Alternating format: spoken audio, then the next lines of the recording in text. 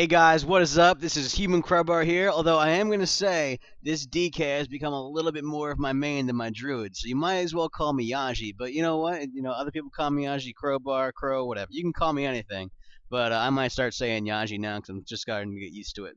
Anyway, so I'm here, and I'm going to give you a follow-up guide about how to do your 300k opener and just all the little nuanced things about Frost DKs, two-handed Frost DKs, in kind of a more concise setting.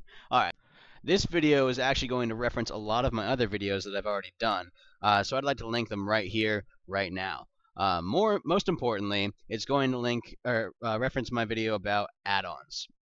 Now, I'm going to go and make more videos about each individual add-ons and all the add-ons I use and all that kind of stuff, more like reviews. But right now, I'm just going to link it, and we can talk about that more later.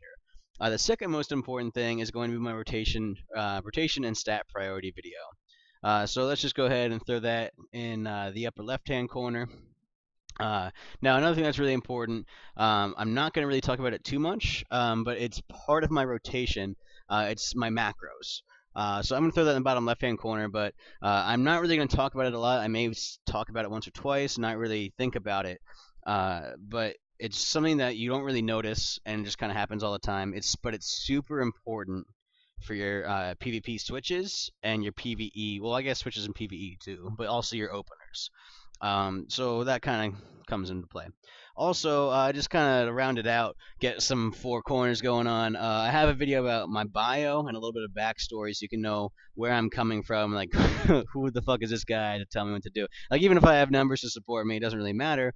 It could be lucky streak and all that kind of stuff. However, I am an experienced player, and if you have any questions, then you are feel free to ask any of them. Now, without further ado, let's kind of just jump right in.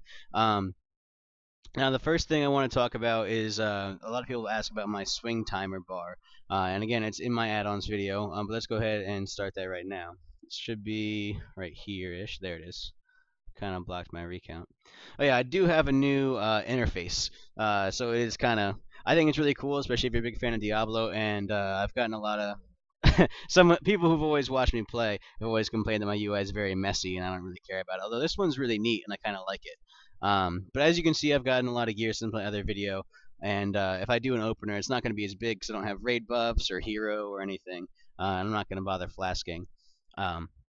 Now, this is a guide for your 300k opener in the gear that I have, well, really 300. I do a lot more damage now, so say 300k opener in PvP and LFR gear, because I have that 250k video that a lot of you have seen. But I didn't pre-pot for that, which is gonna really add about 50k. It's gonna add about 25% of your damage. It's huge. Now let's kind of skip that right now. I do want to talk about the advanced rotation here. So there's gonna be times when everything goes wrong, and it happens all the time. That's kind of what the game does. They're like, oh, this is what you like to do. Well, that sucks. I'm gonna throw this in your face. So like, it's hard to really generate those kind of situations on a dummy. So I'm going to try to freeze frame when I do happen to find them. I haven't figured out how to slow down my videos yet, so that's kind of annoying. If anyone knows, please let me know. Maybe I just, shouldn't be using free software. Anyway, so something that's really important, we'll just talk about this really quick, is when you're auto-attacking, your auto-attack is what procs your obliterate proc. Proc your proc. Anyway, so like, you don't really want to be frost striking in this area, because just because of latency, you might be accidentally wasting a frost strike on that killing machine proc. So right around here, you're going to want to stop. Now, it's going to depend on latency. It may be here, and then this changes from second to second, so you really kind of just got to get used to it. And it could already go off, and it won't proc until like here, which is annoying. It happens, but you have to get over it. It happens a lot. So with all of that in mind, I just kind of want to talk about kind of your rotation. So let's get back to the beginning. I'm not auto-attacking. I have a decent amount of runic power. In your openers, you're usually going to have a lot of runic power, so you're actually going to want to start opening with a frost strike to dump some runic power. In my head, it's kind of a runic or a frost strike based spec. That's just the way I think about it, but I'll talk about that more later. So let's go ahead. Obviously open with diseases, and then start frost striking, and I can get usually about 2 frost strikes in before my auto attack. Now this is going to change based on your haste. But right here, I don't really want a Frost Strike. I'm going to Frost Strike here and here until about there. And if I'm feeling really ballsy, maybe I'll Frost Strike right about there. But you see, I got a Killing Machine proc right there. And that means that, like, how do I effectively use my Killing Machine proc? Well, let's kind of dump the procs here. So I'm going to want to obliterate right about there. That was a little bit early. You're going to want to obliterate the second your auto attack happens, because I have a macros just for this reason. Your auto attack will start on your obliterate. It won't start on your frost strike. But your auto attack, even if it's cast at the same second as your obliterate, your auto attack will always hit first. It's just faster.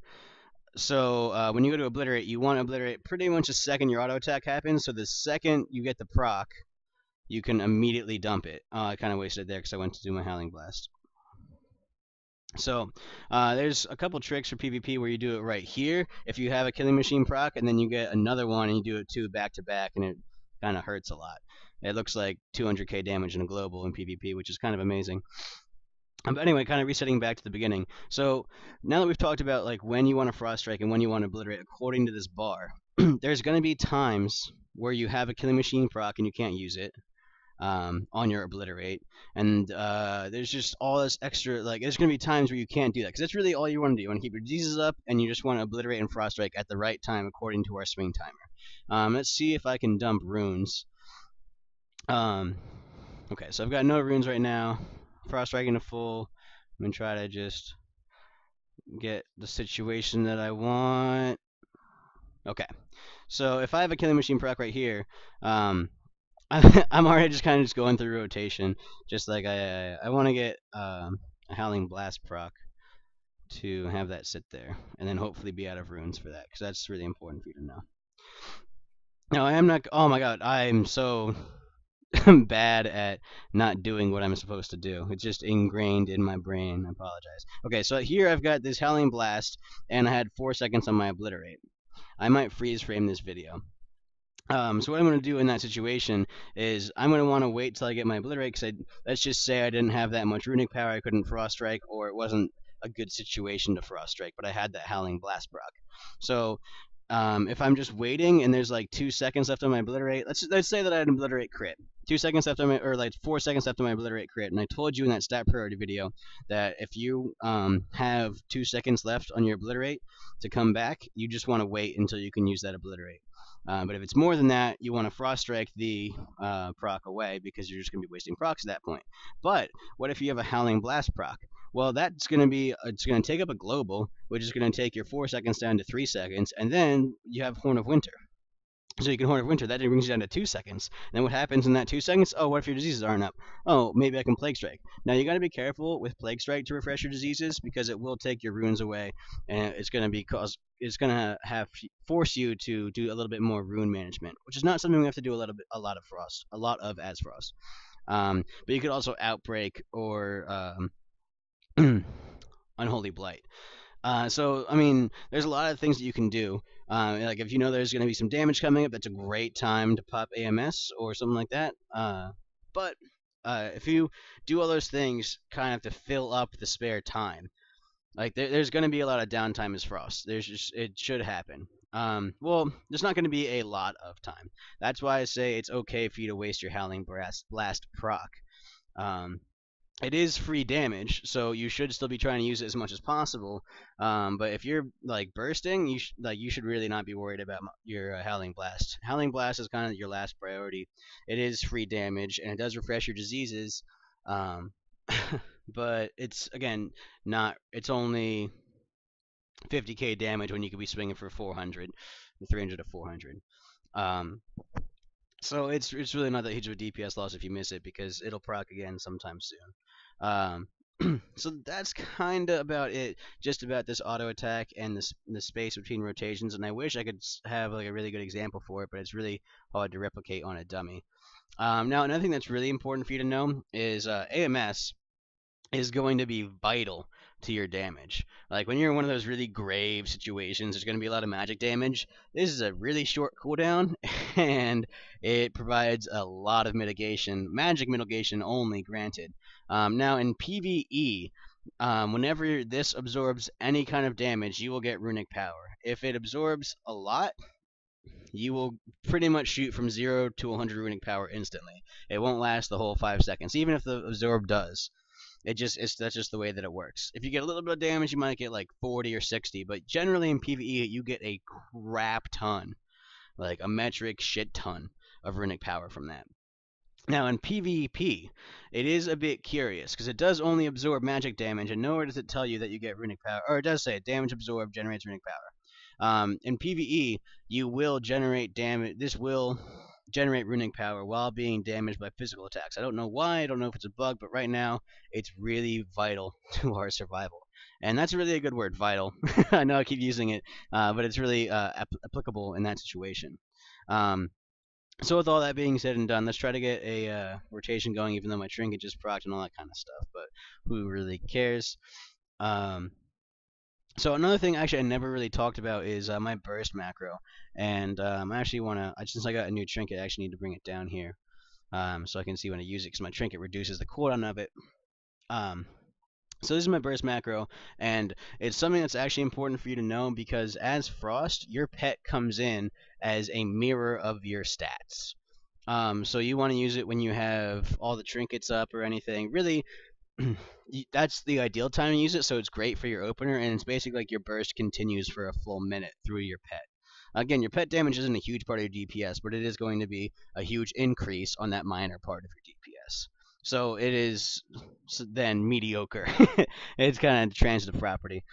So you want to pop all your damage things first. This is my PvP trinket generally. If I have an unused one for PvE, there hasn't been one in a while. It'll go in my 14 slot. Pillar of Frost, and then Blood Fury, and then Raised Dead, which is my racial. It's like 4k attack power. It's not anything anymore. So like all that will go up before my pet summons. So let's go ahead and just look at this opener real quick, and we'll see how it goes. I don't know why this is recording other people. Try to clear it. Alrighty, so we're just gonna open up on it, and hopefully I can get to a point where I can freeze frame the stuff and show you what to do or why I've done stuff when. Alright, so here we go.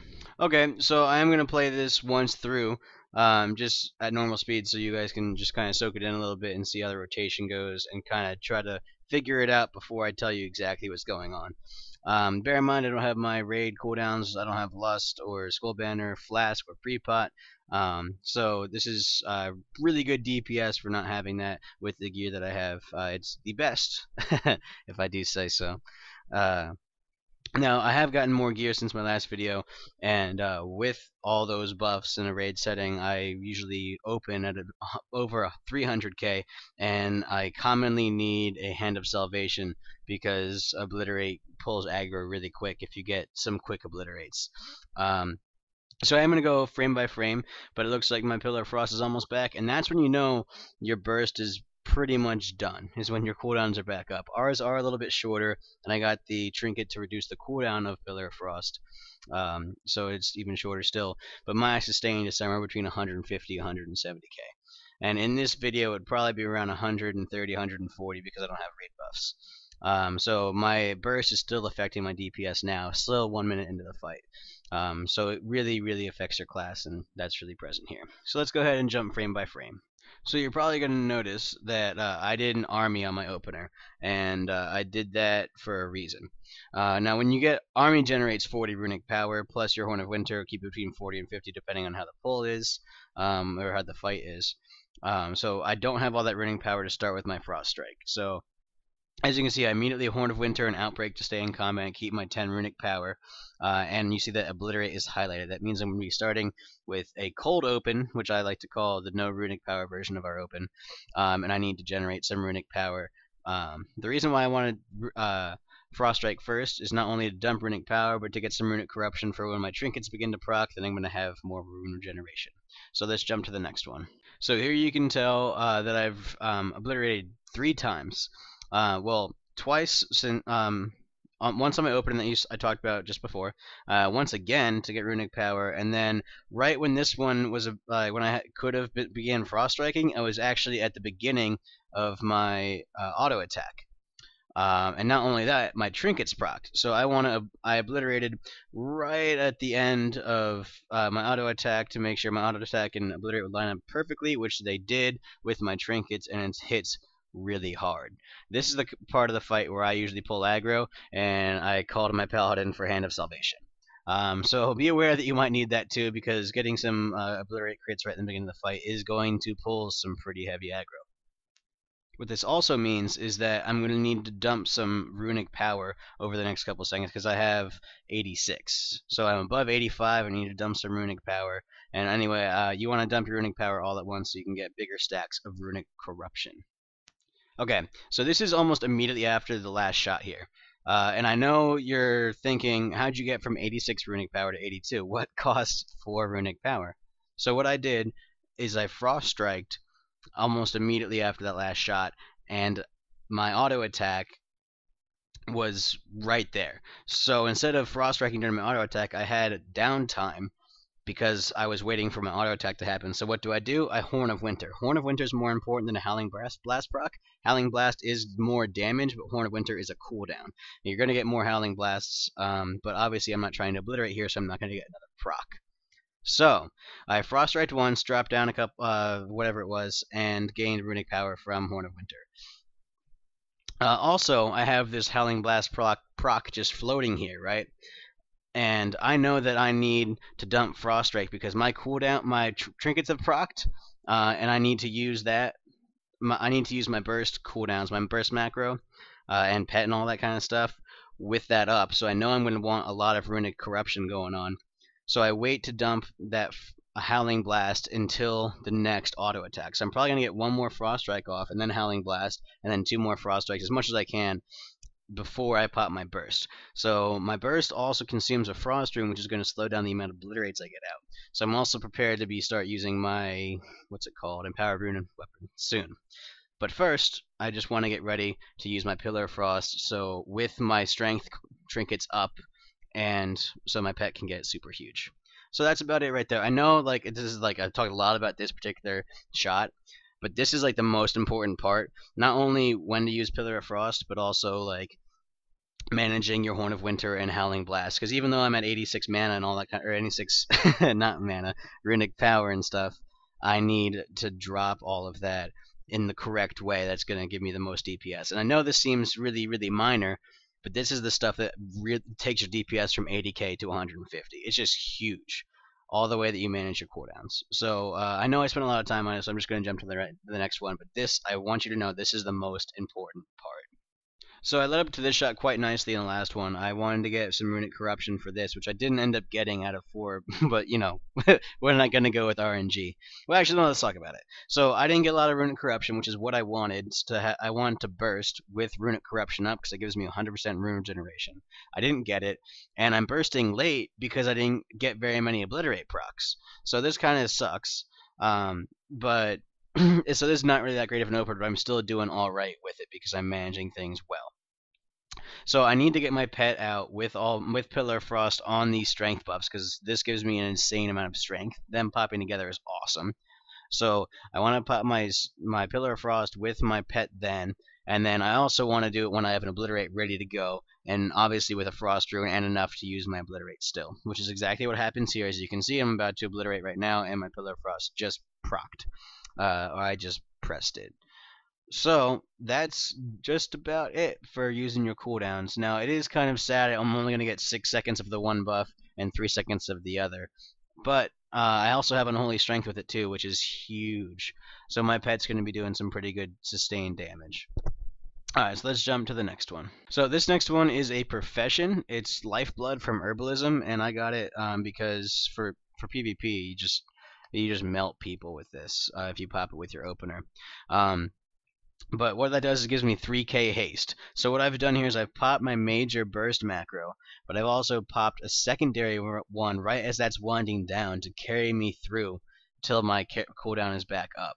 So this is what keeps your opener up for so long. Like you saw in the first video, I hit 200 to 300k in the first 15 seconds, and then I kept that for the next 30 seconds or 45, like till the next pillar.